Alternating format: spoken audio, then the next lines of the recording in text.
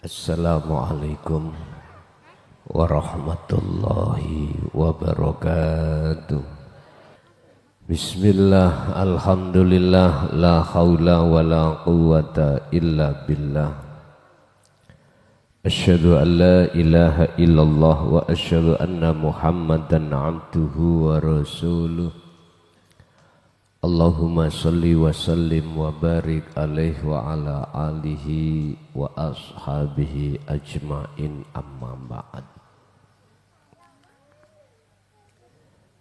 Ketahuilah wahai para sailin, wasilin atau salikin, seseorang yang mengambah berjalan di atas jalan Allah. Kewusulan yang terjadi pada diri Anda itu atas dasar anugerah Allah, bukan karena upaya tekunnya Anda riyadhah, bukan karena tekunnya Anda berzikir. Semata-mata semua itu karena anugerah yang Allah berikan terhadapmu sekalian. Hatimu bisa menerima ajaran Allah tentang bagaimana cara keluar dari hati yang mati menuju hati yang hidup, keluar dari cengkraman nafsu menuju kebebasan, keluarnya dari perbudakan hawa nafsu menjadi budaknya Allah. Semata-mata itu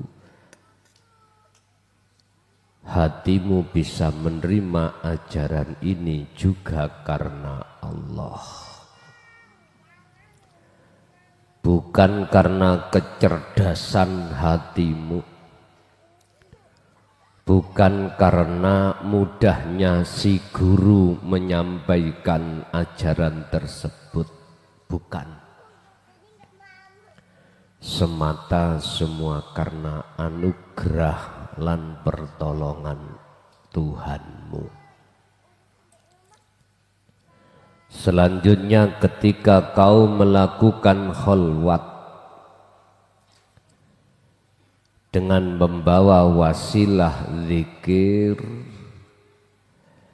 sehingga Anda bisa meninggalkan rasa keakuan makhluk dan menetapkan keakuan Allah dalam segi aspek apapun, itu juga semata karena anugerah Allah, bukan upayamu, bukan kekuatanmu, tapi semua karena anugerah dari Allah yang diberikan padamu. Ketika kau terus-menerus bisa berzikir dengan istiqomah sehingga mencapai makom musyahadatul baqa atau makom maksum, itu juga bukan karena upayamu beristiqomah, itu semata karena anugerah dari Tuhanmu yang ada pada dirimu.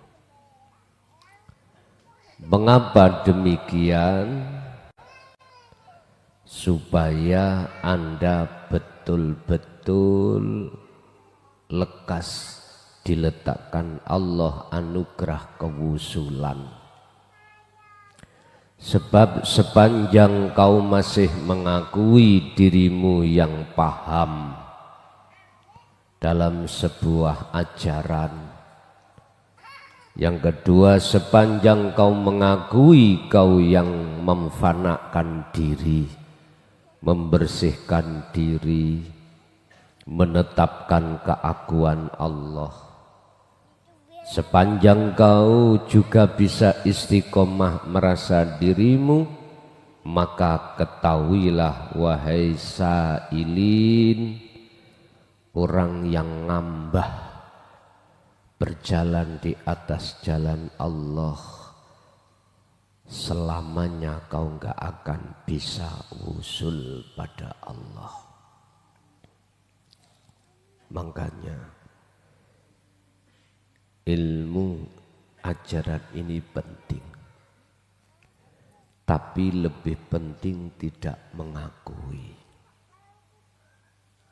baik dari dirimu maupun dari gurumu manusia.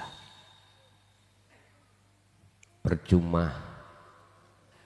kau ngaji, paham segudang kitab, tapi kau masih ada prasangka dari gurumu makhluk, nggak berguna.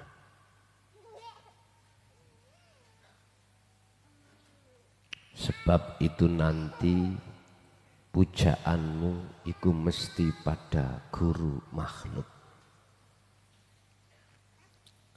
Mending kau turun di jembatan, ora usah ngaji.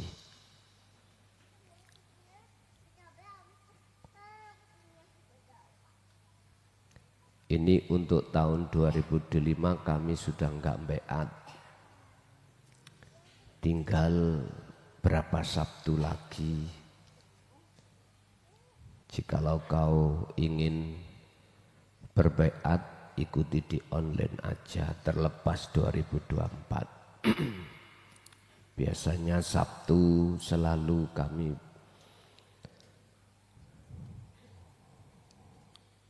keting untuk berbaiat, tapi untuk 2025 kami sudah tidak membaiat. Bagi Anda masih ada berapa Sabtu ini dalam bulan 24, 2 Sabtuan lagi.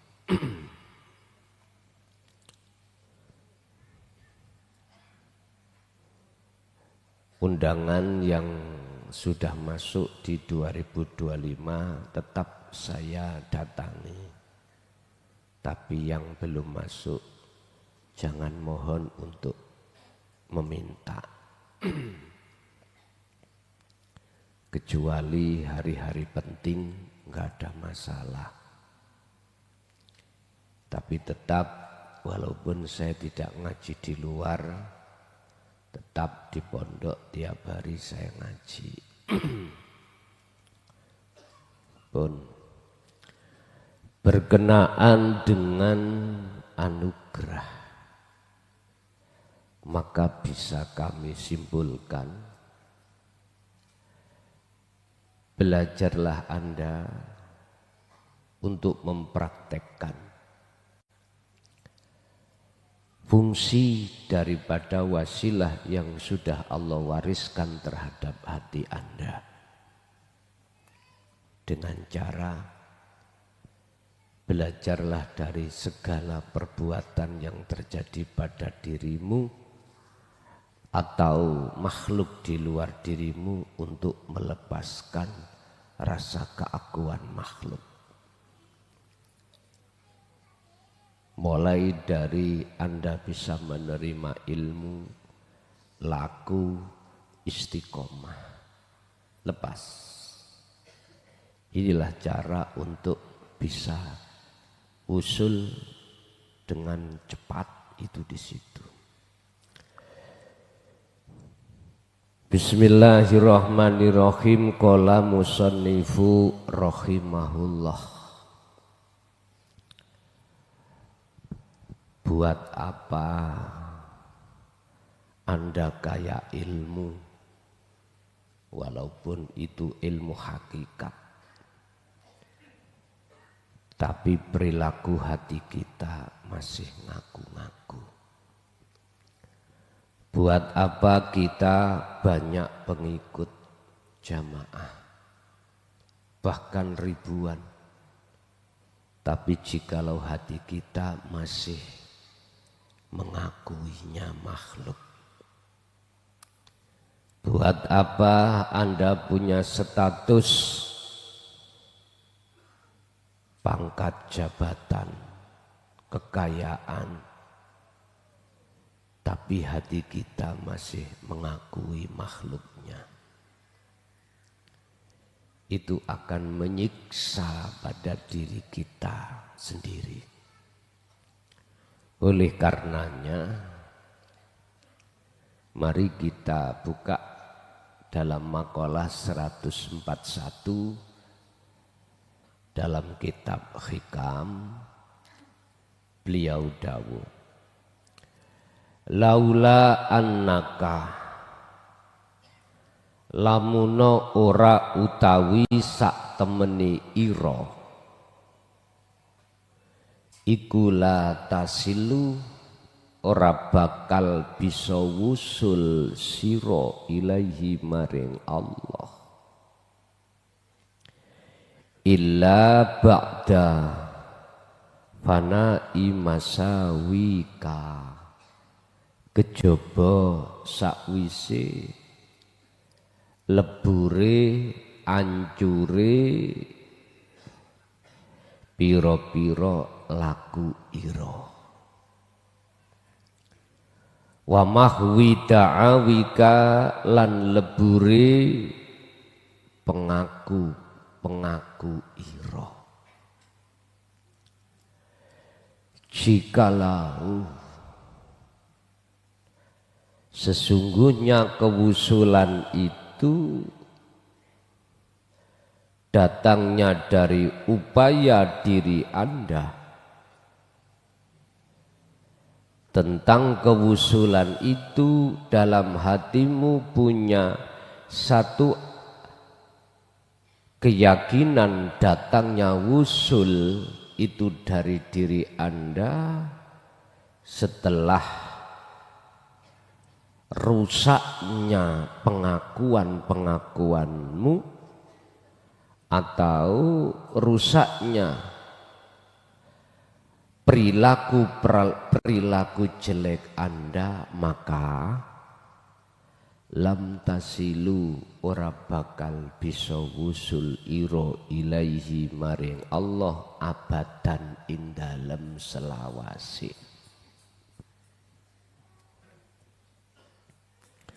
Artinya, jikalau kau merasa wusul itu disebabkan karena upayamu untuk riyadhah,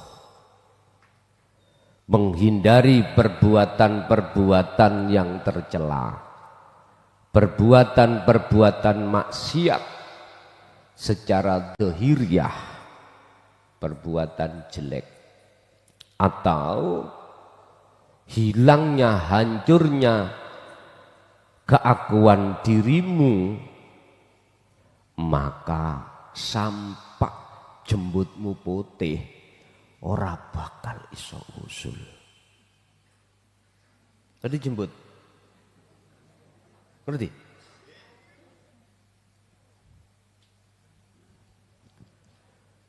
Sampai Anda mati pun tidak akan pernah usul. Ilmu jenengan paham, segudang ilmu tauhid, tapi di hatimu iku masih merasa dirimu. Tiap malam kau bisa khalwat sampai subuh, bareng isak sampai subuh, bareng isak sampai subuh. Habis subuh diteruskan wayah kerja, terus berzikir. Anda dulu asalnya perbuatan jasmaniyah rusak. Apa? Mau limo. Tapi ketika Anda sudah mengenal tentang dinut tauhid dan sibuk berkholwat, berzikir, dengan sendirinya itu hilang. Ba'da fana'i masawika, hancur semuanya, lepas perbuatan secara dohir. Tapi kok ya di dalam hatimu merasa dirimu yang bisa melakukan hal itu, maka sampai mati pun tidak akan pernah bisa wusul.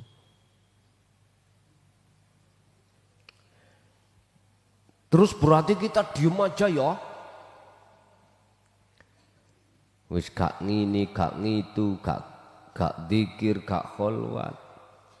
Ya jangan begitu. Itu satu paket. Makanya saya katakan nafsu itu ada yang kasar, ada yang halus. Sepanjang si salik ketika ngambah dalan nuju kewusulan Allah itu masih berbau kepentingan nafsu, sepanjang itu tak akan pernah bisa wusul. Nafsu yang paling halus adalah pengakuan diri kita sebagai hamba dalam hati yang bisa melakukan. Jadi terus piye? Yo tetep yo panggah kholwat dzikir berjalan, tapi lekaslah, lepas keakuanmu yang bisa melakukan tersebut. Nganten loh maksudnya. Walakin idza aradah ayyusilaka, walakin idza aradah lan tetapine tatkalane ngarepake sapa Allah ayyusilaka ing yento wusul tumeka, numekaake sapa Allah ka ing sira ilaihi maring Allah, ya ghaddon mongko ngancurake atau nutupi sapa Allah wasfika ing sifat ira, ditutupi biwasfihi kelawan piro-piro sifate Allah. Artinya apa? Kalau di depan tadi itu tidak akan pernah bisa bertemu Allah selama-lamanya disebabkan dalam diri hati kita jikalau merasa kita. Tetapi makalah yang kedua, ketika Allah menghendaki dirimu itu bisa wusul terhadap Allah, Allah dengan mudah carane nutupi sifat-sifat Anda dengan sifat Allah. Apa? Sifate menungso niku Pak,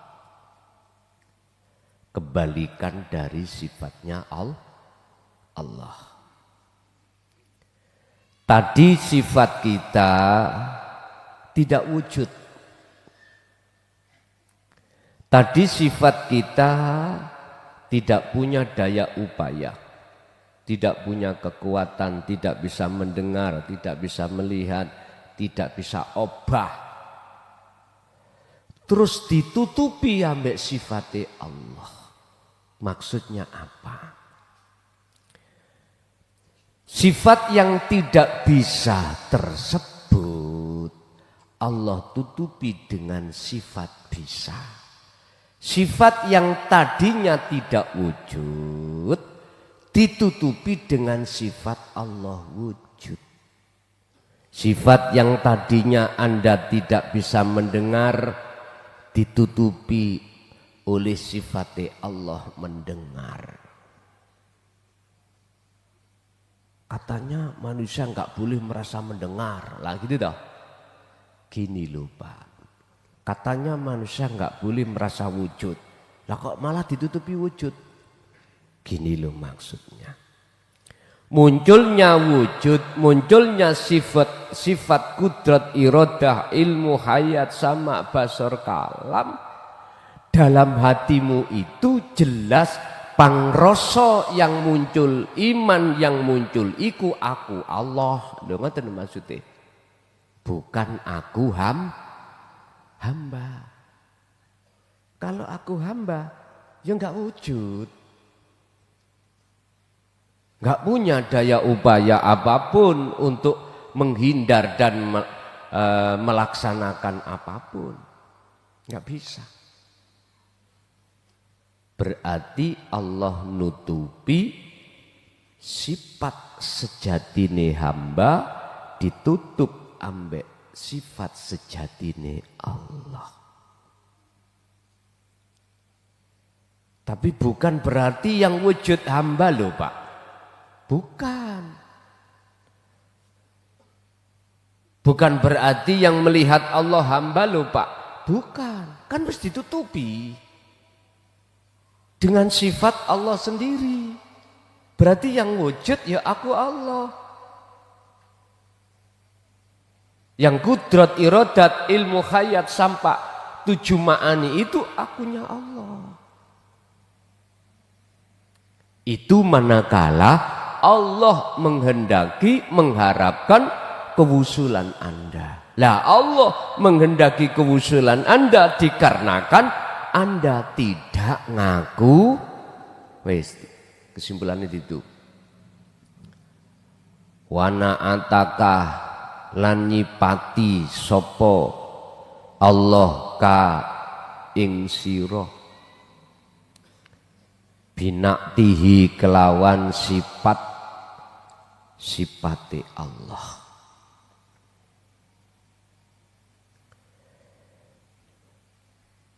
Jikalau yang memang seperti itu, fawas luka mongko utawi kewusulan ira pada Allah, ilaihi dateng Allah iku bima minhu ilaika, bukan la bima minka ilaihi.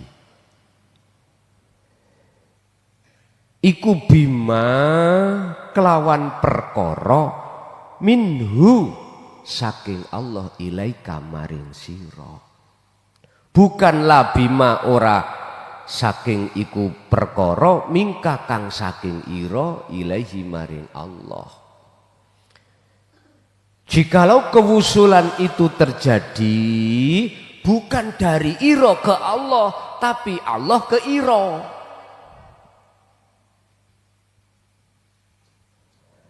Berarti kewusulan itu datangnya dari Allah, bukan dari Anda ke Allah.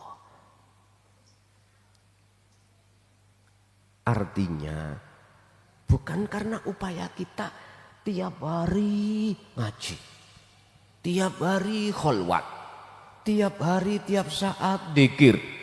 Bukan upaya dari dirimu. Kewusulan itu datang dari Allah ilaika. Dari Allah. Artinya tolong etika orang kholwat, orang dzikir itu ojo ngaku-ngaku dzikir. Sampai ono yang tanya, Gus, saya ini sudah 40 hari kholwat, durung-durung wis ngakon. Sampai jembutmu putih, ora iso. Sing ngaku-ngaku mohon maaf. Rambut putih niku lho Pak, maksudnya apa bedane? Sama, cuma nak bahasa tok toh. Ngene tiga masalah.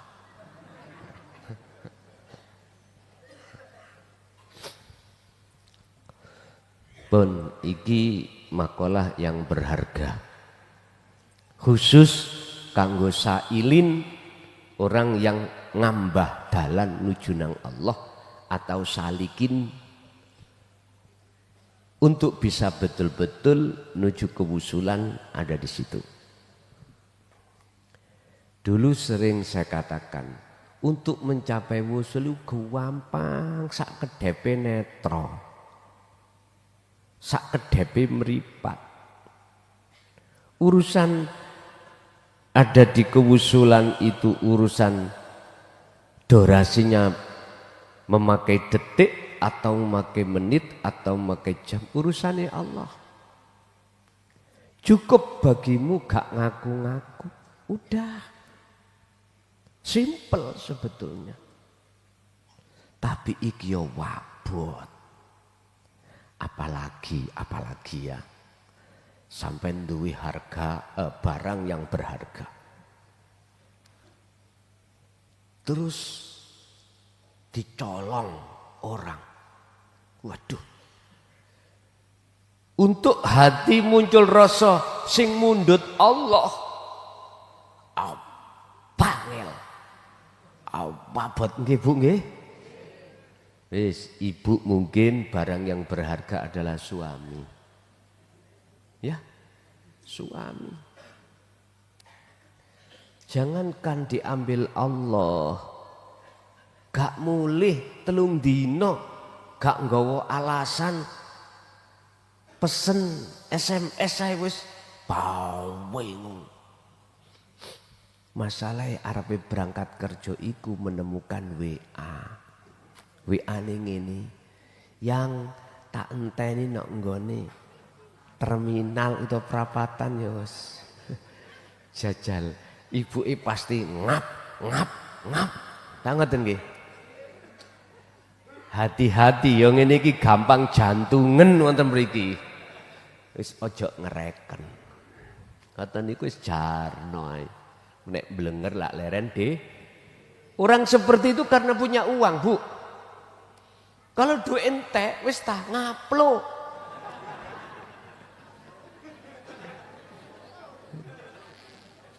Wis gak pola-pola ngoten to.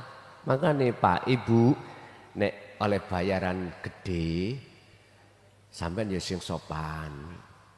Pak kula betoni sedaya ya. Tak celengane kanggo masa depan anak-anak.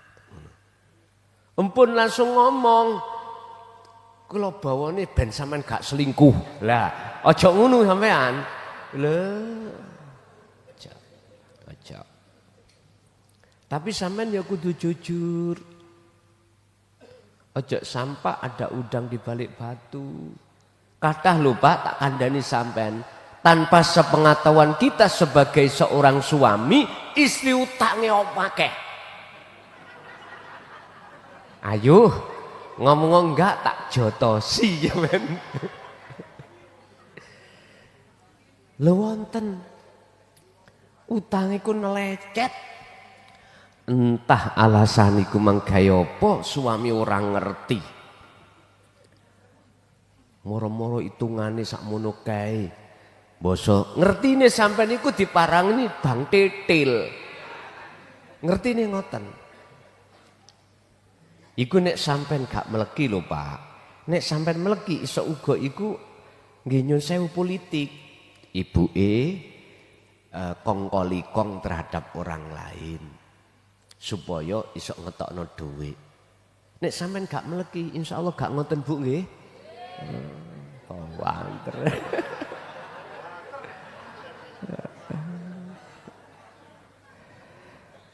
Pak Bu ayo dingen-ngen nggih. Ayo dingen-ngen sepisan kita tidak tahu kapan kita meninggal. Gak tahu. Dumeh ketok sewehat sik suwe gak iso. Estu. Kadang-kadang wis engkrik-engkriken gak matek.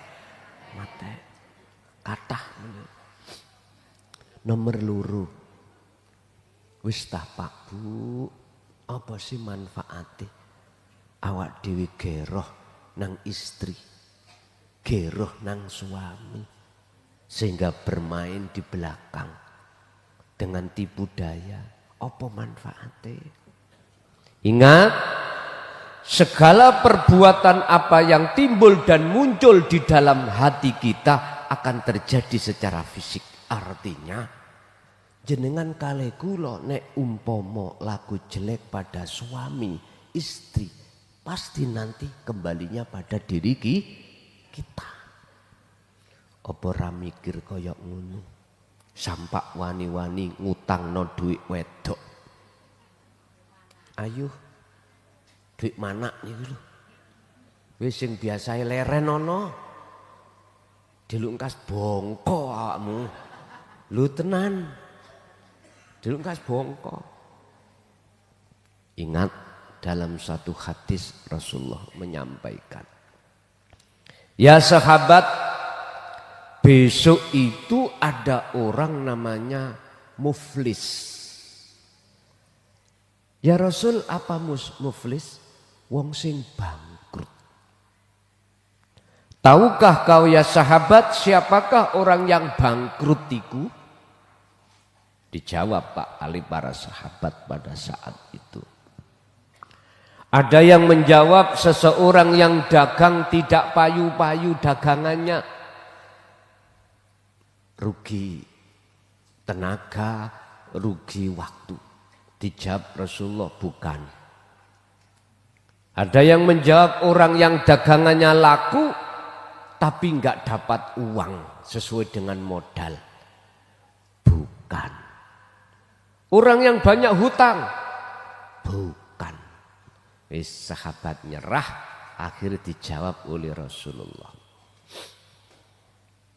Yaiku wong-wong sing tatkalane ning donya ibadah lahirin niku Pak tekun. Setiap waktu iku mesti ning masjid. Walaupun rumahnya jauh dari masjid. Ikut hadis sing sapa wongi sak jangkah nang masjid hitungane 10 derajat. Nek rong jangkah 20 dikalekno akhirnya berhubung omai idek kaya kula nang masjid muterin desa ben berjangkah. Wis. Rangketang gak ngimami. Wis ta Pak. Bagus. Zakatnya penuh. Mohon maaf. Puasanya juga enggak pernah hutang. Haji umrohnya itu tiap tahun. Lah wong duwe dhuwit lho Pak. Ya nek potongan sampean gak duwe. Ya ta. Apa sing digawe budal? Apa yang dijadikan sebagai sedekah? Kula niki dermawan Pak, ngalor ngidul ngalor ngidul sembarang ana sing digawe. Tapi Pak, tapi ning atiku isih ngakoni aku klason sing agawe niki.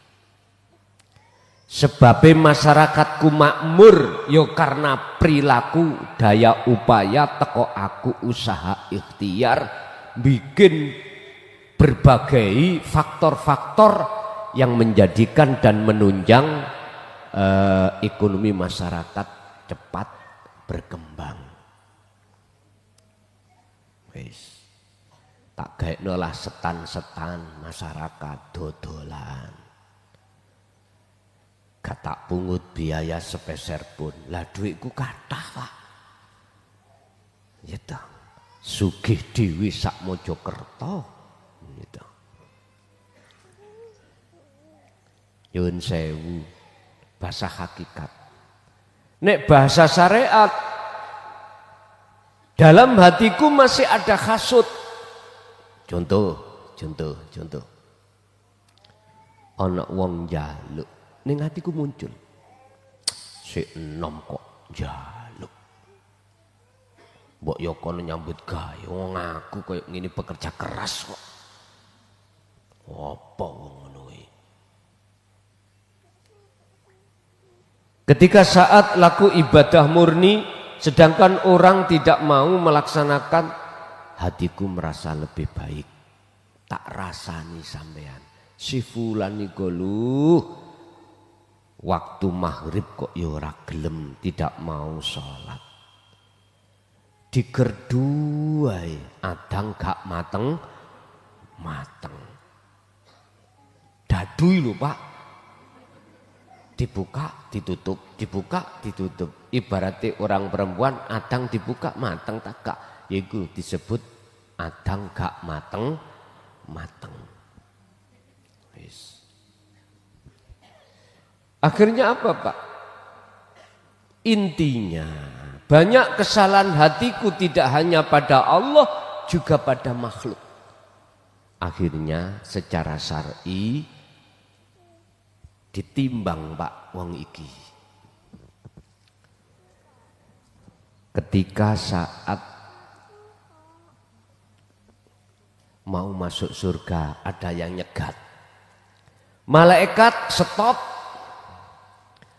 Orang itu dulu mendolimi aku. Belum sempat minta maaf, dia sudah mati. Aku sakit sampai sekarang. Apa? Kau didolimi apa? Dia merasa baik daripada saya.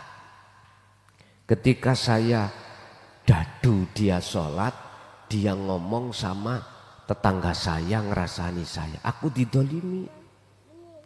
Akhirnya apa Pak? Jadi laku bagus katanya itu banyak dielongi Allah, diberikan kepadanya. Ringkes cerita, semua katanya amal bagus yang banyak sekali itu habis sementara kesalahan pendolimannya belum selesai. Itulah wong muflis. Hakikate jenengan ning dunya iki aja ngandalno laku dohir. Saapi kaya apa, ora tahu tidak pernah Anda melakukan fisik laku jelek. Tapi jikalau ruhaniyah kita itu masih ngaku-ngaku kalau kita yang melakukan, berarti jenengan iki kosong. Laku baik gak ada. Inilah yang harus kita perhatikan. Oleh sebab itu Bapak Ibu, oke, urusan dunia iku penting. Silahkan untuk direksa, silahkan untuk dituruti apa yang menjadi tuntutan fisik, monggo. Yang tidak punya rumah, tuntunan fisik harus punya rumah kerja. Tuntutan fisik, sandang, pangan, silahkan. Tapi saya berpesan, yang lebih kau pentingkan adalah tuntutan rohani. Sebab rohani ini akan menghadapi masa yang kekal, di mana di situ ada dua kelompok. Orang yang satu kelompok orang yang bersukaria, bersenang gembira, bahagia, dikarenakan waktu di dunia sudah tidak ngaku-ngaku. Kelompok kedua, mereka yang di situ dia sengsara selama-lamanya dikarenakan waktu di dunia perilaku apapun itu diaku-aku dirinya.